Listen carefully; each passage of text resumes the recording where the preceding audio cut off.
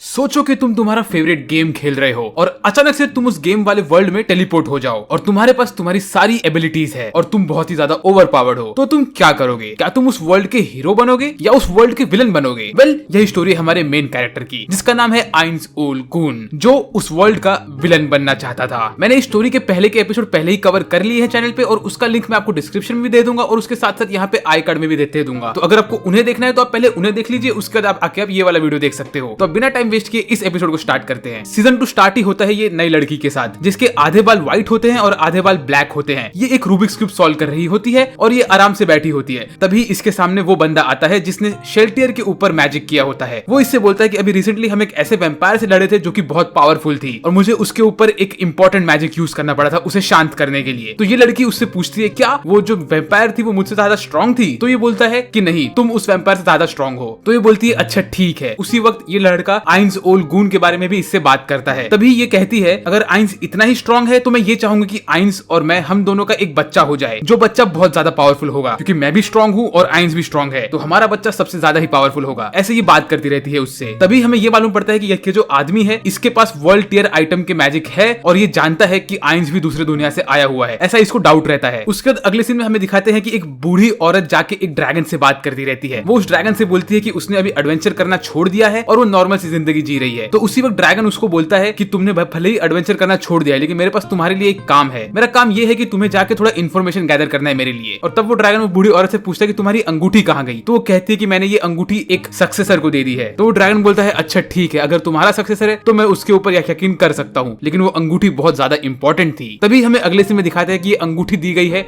गाजेफ स्टर्नॉफ को और गाजेफ यहाँ पे अपने किंग के साथ होता है और वहां पे एक डिस्कशन चल रहा होता है वॉर को लेके। उसके बाद किंग और गाजेफ दोनों ही वो रूम से बाहर निकलते हैं और बातें करते रहते हैं। तभी ही उनका किंग बोलता है कि मैं जानता हूँ गाजेफ कि तुमने अभी अभी वॉर में लड़े हो और तुम्हारे पास बहुत कम सोल्जर्स थे, इसी वजह से तुम वो वॉर में हार भी सकते थे, ये मेरी गलती थी, इसीलिए मैं तुम्हें और बहुत सारे सोल्जर्स देने वाला हूँ। और तभी किंग की बेटी वहां पे आ जाती है जो कि प्रिंसेस होती है। ये तो नॉर्मल सी बात है यार। उसके बाद प्रिंसेस से किंग बात करता है, बोलता है कि तुम क्या कर रही हो? तो प्रिंसेस ज्यादा बात नहीं करती है उससे, बोलती है कि मैं बस जाती हूँ लॉन में, मेरा वॉकिंग का टाइम है ये। तो वो लॉन में चली जाती है उसके अटेंडी के साथ। उसके बाद किंग गाजेफ से बोलता है कि मुझे इस आइन ओल गून से मिलना है क्योंकि इन्होंने तुम्हारी जान बचाई थी, तो मैं इनसे मिलकर इन्हें थैंक्स बोलना चाहता हूँ। तो गाजेफ बोलता है कि आइंस ओल गून तो बहुत अच्छे इंसान है, वो डेफिनेटली आपसे मिलना चाहेंगे। उसके बाद अगले सीन में हमें दिखाते हैं कि आइंस मोमोन बना हुआ रहता है और वो अपने एक एडवेंचर पे होता है। वो एक क्वेस्ट पूरा कर रहा होता है। वो एक बड़े से चिपकली जैसे ड्रैगन के ऊपर हमला कर रहा होता है और उसे खत्म करने की कोशिश करता है वो। इसके साथ साथ उसके पास नाबेर भी होती है और उसके साथ होमुस्के भी होता है उसके साथ। वेल, स्टोरी में आगे बढ़ने से पहले मैं आपसे बस ये कहना चाहता हूँ कि अगर आपको वीडियो देख के मजा आ रहा है तो प्लीज आप वीडियो के नीचे कमेंट करिए, क्योंकि आप जितना कमेंट करेंगे वीडियो के नीचे उतना ही यूट्यूब वीडियो को ज्यादा प्रमोट करेगा और उससे चैनल का थोड़ा ग्रोथ भी अच्छा हो जाएगा। तो मैं आपसे बस यही एक रिक्वेस्ट चाहता हूँ कि आप वीडियो को लाइक करिए और कमेंट करिए नीचे। आप कुछ भी कमेंट कर सकते हो, मुझे हाई भी बोल सकते हो। अगर आप हाई बोलोगे तो मैं डेफिनेटली रिप्लाई करूंगा। वेल, अब बढ़ते हैं अपनी स्टोरी की तरफ। उसके बाद आइंस टेलीपोर्ट करता है और वो जाता है नाजारिक की तरफ। वहां पे वो मारे से मिलता है और उससे बात करता है, उससे पूछता है कि काम कैसा चल रहा है और मारे बोलता है काम बराबर चल रहा है। उसके बाद आइंस मारे से उसका टेलीपोर्टेशन वाला रिंग लेता है और टेलीपोर्ट करता है अपने रूम में, क्योंकि उसे मिलना होता है अल्बेडो से। फिर जैसे ही वो अपने रूम में जाता है तो देखता है कि वहां पे अल्बेडो पहले से ही बैठी होती है और अल्बेडो आइंस को देख के बहुत ज्यादा खुश हो जाती है। अल्बेडो आइंस थोड़ी प्यार भरी बातें करने की कोशिश करती है लेकिन आइंस उसे शांत कर देता है। उससे कहता है कि पहले तुम काम की बात करो, उसके बाद हम सब फिजूल बातें करेंगे। असल में यहाँ पे आइंस खुद एम्बैरेस हो जाता है। वो अपने मन में सोचता है कि मैंने मेरी रियल जिंदगी में कभी किसी लड़की से बात किया ही नहीं, तो मैं अब अल्बेडो से कैसे बात कर सकता हूँ? मेरे पास कुछ है ही नहीं बात करने के लिए। वेल, इसमें नुकसान तो असल में आइंस का ही है। उसके बाद आइंस अपने थ्रोन पे बैठता है, अल्बेडो से बातें करता रहता है और वो तभी एक पोटली खोलता है और उसमें से वर्ल्ड का मैप निकालता है और बोलता है कि ये मैप मुझे इरेंटल से मिला है। उस मैप में वो हर एक जगह दिखाता है अल्बेडो को और बोलता है कि ये पूरा वर्ल्ड का मैप है, हमें ये जगह पे जाना है और यहाँ पे ये टेरिटरी है। वो अल्बेडो को दिखाता है लिजर्डमैन वालों का ट्राइब और कहता है कि ये हमारा नेक्स्ट टारगेट होने वाले हैं, मुझे इनके साथ एक अलायंस बनाना है, तो उसके लिए मुझे शायद घी को टेढ़ी उंगली से निकालना पड़ेगा। उसके साथ ही साथ वो बोलता है कि इरेंटल के आगे गए हैं सेबस और सॉल्यूशन और इन्फॉर्मेशन गैदर करने के लिए, और उसने डेम्यूज को भी एक जगह पे भेजा रहता है इन्फॉर्मेशन गैदर करने के लिए और अपना काम करने के लिए। मीनवाइल आइंस ने उसके एक अनडेड सोल्जर को काम दिया होता है कि वो एक डुप्लीकेट नाजारिक बनाए जस्ट डिफेंस के लिए। तो वो बंदा यहाँ पे उसका काम करता रहता है बाकी सब गोलम्स के साथ और इनके ऊपर ध्यान देती रहती है और फिर एक मॉन्स्टर से बात करती ही रहती है कि तभी उसके खाने का समय हो जाता है। तो वो जाती है और आराम से अपना खाना एंजॉय करती रहती है। फिर उसके बाद अगले सीन में हमें दिखाते हैं कि अल्बेडो से वापस से आइंस एक क्वेश्चन पूछता है। वो उससे पूछता है कि अल्बेडो तुम्हें क्या लगता है कि कौन सा नेशन हमारे ऊपर अभी अटैक करने की सोच रहा होगा? तो तभी अल्बेडो उससे बोलती है कि इसका तो मुझे ये लग रहा है कि ये वही नेशन होगा जिसके ऊपर आपने पहले अटैक किया था। तो वो बोलता है हाँ तुम तो सही बोल रही हो। उसके बाद आइंस अल्बेडो से पूछता है कि शेल्टियर कैसी है, तो अल्बेडो कहती है कि शेल्टियर वैसे फिजिकली तो ठीक हो गई है बट इमोशनली वो बहुत ही ज्यादा दुखी है, क्योंकि उसे लग रहा है कि उसने आपको धोखा दिया था, इसीलिए वो अभी पब में बैठी है और वो अल्कोहल पी रही है और खुद को शांत करने की कोशिश कर रही है। फिर अगले सीन में हमें दिखाते हैं कि शेल्टियर सही में यहाँ बैठी होती है और वो अल्कोहल पी रही होती है, लेकिन वो कहती है कि उसको अल्कोहल का असर हो ही नहीं रहा है क्योंकि शेल्टियर एक वैम्पायर है और उसके ऊपर पॉइजन का कोई असर होता ही नहीं है। वेल तभी यहाँ पे एक पेंगुइन भी आता है, वो शेल्टियर को थोड़ा ठंडा करने की कोशिश करता है लेकिन शेल्टियर उसे भाव देती ही नहीं है। फिर आइंस अल्बेडो से कहता है कि इसमें शेल्टियर की कोई गलती थी ही नहीं, उसे ऐसा नहीं सोचना चाहिए कि उसने हमें धोखा दिया है, मैंने कंसिडर किया ही नहीं था कि इस दुनिया में भी वर्ल्ड क्लास आइटम हो सकते हैं। तो फिर अल्बेडो कहती है सर आपकी बात तो सही है। तभी आइंस अल्बेडो से पूछता है कि अल्बेडो तुम मुझे बताओ कि मुझे क्या करना चाहिए कि वो करने के बाद शेल्टियर ठीक हो जाए। तो अल्बेडो कहती है कि आपको ना शेल्टियर को एक बार पनिशमेंट दे देना चाहिए, तो उससे शेल्टियर का मन भी हल्का हो जाएगा। तो आइंस बोलता है तुमने ये मुझे बहुत अच्छी चीज सजेस्ट की है, मैं ऐसा ही करूंगा। उसके बाद आइंस जाता है कोक्यूटस से मिलने, वो कोक्यूटस से मिलता है और उससे हालचाल पूछता है और उसे उसके काम पे लगा देता है। फिर आइंस अल्बेडो से कहता है कि अभी मुझे थोड़ा काम है, मोमोन बन के मुझे थोड़े क्वेस्ट कंप्लीट करने हैं, मैं वो करके आता हूँ, तब तक तुम यहाँ की निगरानी करना। फिर अगले सीन में हमें दिखाते हैं कि दो लिजर्डमैन एक दूसरे से बातें करते रहते हैं और वो लोगों ने फिश का फार्मिंग किया होता है। उसमें से ये वाला लिजर्डमैन है असल में इसको इसके क्लैन से इसका बहिष्कार कर दिया रहता है, क्यों? क्योंकि इसने पहले ही क्लैन को एक बार छोड़ दिया होता है, इसी वजह से इसके सीने पे एक मार्किंग भी होती है। ग्रीन वाला लिजर्डमैन जैसे ही अपने विलेज में जाता है अंदर, तो वो देखता है कि आसमान में काले काले बादल आ जाते हैं और उसमें से निकलता है एक अजीब सा शैतानी एबोमिनेशन, जो असल में होता है आइंस का ही एक मैसेंजर। वो इनको मैसेज देता है और कहता है कि अभी तुम्हारे पूरे विलेज के ऊपर मौत निगरानी देने वाली है और तुम सब खत्म होने वाले हो, ऐसा बोलता है वो। और उसके साथ ही साथ ये एपिसोड खत्म हो जाता है। आई होप आपको ये वीडियो देख के मजा आया होगा। अगर आपको मजा आया तो प्लीज लाइक करिए वीडियो को, सब्सक्राइब करिए चैनल को अगर आप नए हो चैनल पे तो, और उसके साथ साथ कमेंट करिए। मैंने आपसे कहा था कि आप कमेंट करेंगे तो यूट्यूब इस वीडियो को उतना ही ज्यादा प्रमोट करेगा, तो प्लीज अपने भाई की थोड़ी मदद करिए और इस चैनल को ग्रो करने में मेरी हेल्प करिए। आज के लिए बस इतना ही। मेरा नाम है सास भट्ट और मैं बात करूंगा आपसे अगले वीडियो में। तब तक के लिए